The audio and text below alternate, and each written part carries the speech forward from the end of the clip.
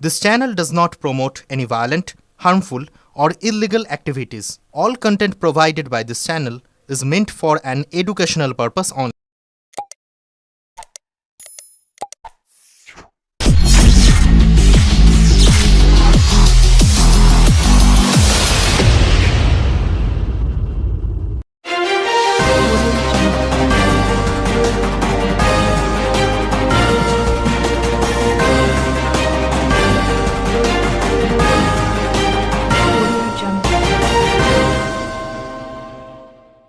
সুগন্ধায় পিকনিকে গিয়ে বিপত্তি, ডিভাইডারে উঠে গেল বাস।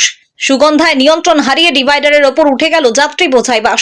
অল্পের জন্য বড়সড় দুর্ঘটনা থেকে রক্ষা পেল পিকনিক পার্টি। মদ্যপ অবস্থায় বাস চালানোর অভিযোগ উঠেছে চালকের বিরুদ্ধে।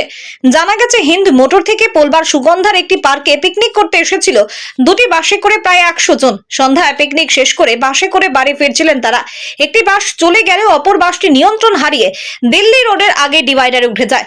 চিৎকারে ছুটে আসেন স্থানীয়রা। ঘটনাস্থলে আসে পোলবা থানার পুলিশ এসে যাত্রীদের নিরাপদে বাস থেকে বের করে।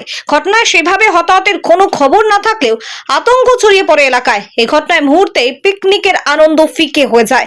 মদ্যপ অবস্থায় বাস চালানোর অভিযোগে চালকের উদাসীনতার প্রশ্ন তোলেন অনেকে।